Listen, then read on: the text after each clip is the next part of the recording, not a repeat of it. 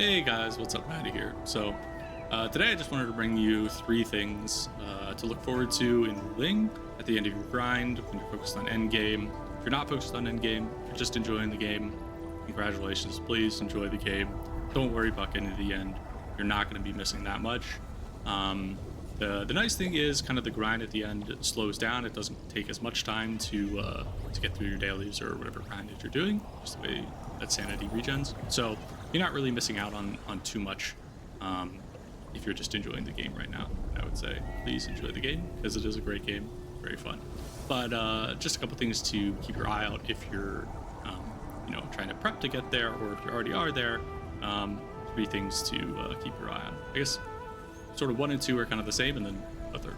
So the first one I just want to talk about is in the stock redistribution here. These stock bills that we get for Wuling and Valley 4, they're separate.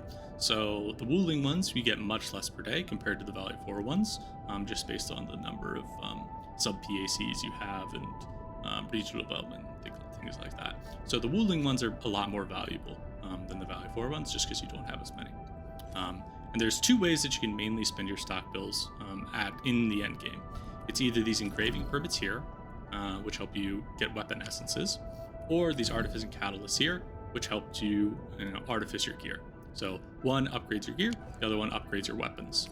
The essences are used for weapons. So the question is, which one should I buy? Which one should I focus on? What should I do? So before I get into it, and I won't go too far into it because it'll probably take forever, but if you want to hear one thing, the main thing is don't buy the Wuling engraving permits. Instead, focus mainly using your credits on these artificing catalysts. And the question is why. So first things first, let's swap over to the Valley 4. So if we go to the Valley 4 stock redistribution, we can see here that the engraving permits in the Valley, they cost a lot more, but we also get a lot more stock bills from Valley 4. Additionally, there's no artificing catalyst. So even if you wanted to buy, artificing gear from Valley 4, you can't. You can't do it at all. So you can only get these engraving permits from Valley 4, which means you should focus gathering most of your essences from Valley 4 if you can. There's a small caveat to that. So if you can, focus on getting most of your essences from the Valley 4, because that's the only way you can spend the stock bills. And then when you're spending your stock bills in Ling, mainly focus on buying these artificing catalysts, because these are the only ways that you can actually upgrade your gear, meaningfully at all. So that's just two important notes to make. There's two small caveats to both of those statements that I'll say, just so people in the comments later don't rip me for it. The first one is the gear that we're getting right now is only level 70. So it is possible that we get better gear and all of the artificing that you put into your level 70 gear is wasted. Now, I doubt that'll be the case. I'm sure there'll be some sort of, carryover where you transfer, the artificing level from your level 70 gear into your level 90 gear or something like that. But I don't know when level 90 gear is going to come out. I don't know, if it'll be soon, if it'll be much later. So I don't know how valuable it is to artifice your gear. So you might just say, I don't really care about artificing my gear. I know I'm going to get level 90 later. I'd rather spend my stock bills just on engraving permits. That's fine for you. Just right now, if you wanted to be most optimal, you'd be spending your Wuling stock bills on artificing, because that's the only place that you can actually artifice gears from there. The other thing to note is that sometimes the essences you want actually will not be in Valley 4. And there's only a couple, scenarios where that's actually the case. So if I go into index here, I go to the energy alluvium. If you click on this, button right here next to view, it'll tell you all of the weapons that have perfect 3 out of 3 rolls.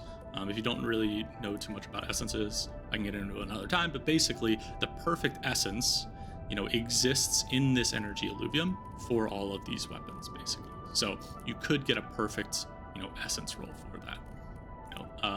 In my case, obviously, here's Levitane's weapon, so it was one that I had to do because it's necessary for Levitane's weapon.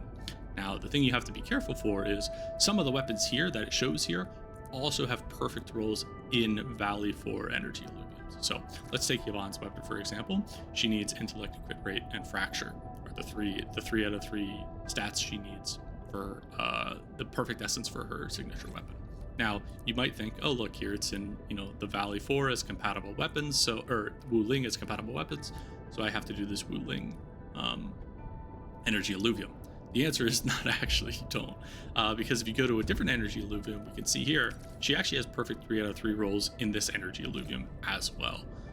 Just based on, the attribute, secondary, and skill stats that are being offered, she actually does have perfect rolls in this one as well.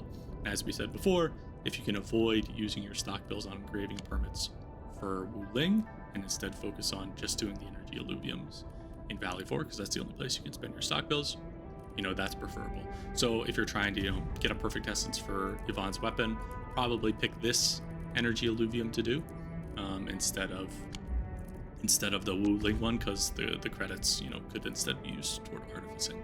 In my case, this is the only place that has perfect stock build or perfect 3 out of 3 for Levitane's weapon. There are no places in any of Valley 4 that give her a perfect 3 out of 3 except that Wu Ling one. So I was fortunate enough to get it rather early, but you might find that you might have to do this Wu Ling one for a perfect 3 out of 3 essence, depending on what weapon you're running. I haven't checked them all. I'm sure somebody will come out with a perfect guide of, you're going for these 2 weapons, this is the energy illuvium you should be doing. But for now, that's just something to keep in mind. For your essences. Okay, the other thing is a little bit of a short one. That was a bit more of a complex one right off the bat. This one's more straightforward. So importantly, outpost management. After you've sort of maxed, level 2 is max for Wu Ling, level 4 is max for your regional development in Valley 4. After you sort of maxed out all of your all the extra camps, the outposts that you have, you don't need this outpost prosperity anymore.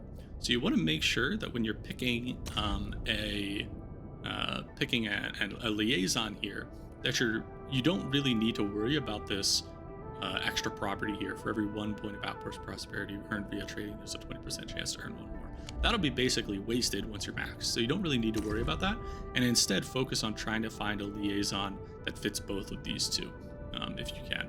So that you get 20% chance for them to earn more money and 20% chance for you to earn more money, which overall is something like 44%, increase in your total stock bills per day from the outposts, which is actually a good amount. That's definitely a very strong amount, of an increase. So just make sure that you go back and check your liaisons, because once you get to the end, it's actually very important. They can give you a pretty significant boost to how much you're increasing your stock bill gains, and this counts for both Valley 4 and Wu Ling. So just make sure once you've sort of maxed your outposts, go back, and if anybody has the prosperity buff, you can leave them in if they have the other buffs, but this is just not really an important stat anymore.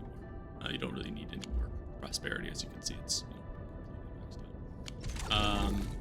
So that's ways to earn some more, 40% more stock bills specifically from the outposts every day when you're trading with them. And then the last one that I wanted to talk about is, do not underestimate your tacticals. It's a little bit of like a get good one. If you're just good, you don't need to use tacticals, so it doesn't really matter. But a lot of the tacticals actually are pretty valuable. So you might have been using, Bucket or whatever other ones, which are pretty good.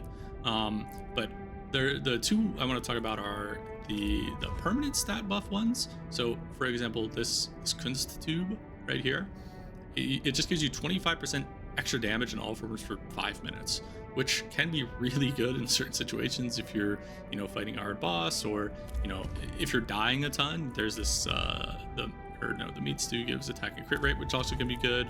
The fried rice here gives you 68% defense for 5 minutes, so if you're dying a lot, you can just pop one of these and just not think about it. So and it lasts for 5 minutes. Now you can only have one of these effects active at a time, but just something to think about. Don't really underestimate the value of some of these permanent buffs that you can throw on a character if you're going into hard content. And then obviously you have your tacticals, which are going to happen during combat, like this buck A instantly restores 60%, and they're pretty good. But max usage per battle 3, right? So it's still pretty good, but the main one that I want to bring you to is where is it? Garden fried rice right here. Okay, so it restores 20% of your max HP plus 13 12 right here for your HP, which is pretty good. It's when you fall below 40 HP, which is a little bit low, but it's all right. Now, the important part is this max usage per battle 4. It's actually one of the only tacticals that you can get that has 4 uses per battle, which in my opinion is actually very strong. Most of the time, if you're gonna die in a fight, it's in 2 ways. Well, the first way is you're getting one shot. Like the boss is just too strong for you for whatever reason, and in that case tacticals don't really matter, unless of course you're equipping the 68% defense, then it could definitely be helpful. But the sort of in battle tacticals that restore your HP don't really matter if you're just getting one shot, so that doesn't matter. The other way you die is you run out of tacticals, because it's sort of like a longer drawn out fight. You run out of tacticals, and then you can't really consistently heal, or you don't have the right sustain or whatever. And in that case, the garden fried rice actually will do a lot better for you than some of the other ones. So if you take a look at obviously Bucket or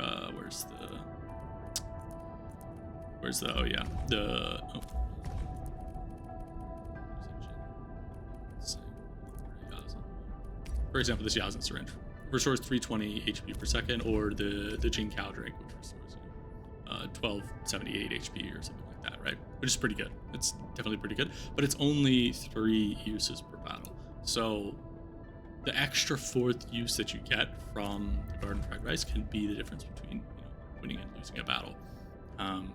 So obviously, and also when you use it bleeding in battle, it becomes available after a while. Actually, I'm not 100% sure if this is saying during the fight you get some back, or if it's saying in between battles it takes a while for more uses to come. Either way, it doesn't really matter. The 4 uses per battle is just very strong. Obviously 20% max HP plus 1312 is also very good as well. So if you're looking for some tacticals to use, this is a really good late game tactical. Obviously the downside is it costs amber rice, which can't be infinitely farmed, unlike this Yasin powder. You can do it infinitely, so make sure you're using your farms to gather as much amber rice as you can during the day, so that you can craft these garden fried rice tacticals. And you don't have to use them at all times. You can maybe only throw this on when once again you're going into a long drawn out boss fight, but it's just a good one to keep an eye on. So I hope some of that helped you, and I hope that you guys have fun more than anything in the game, because it is a fun game. But just some things to keep an eye on if you're min-maxers, or if you want to get as much information as you can. There it is for you. Once again, thanks so much for watching, and good luck.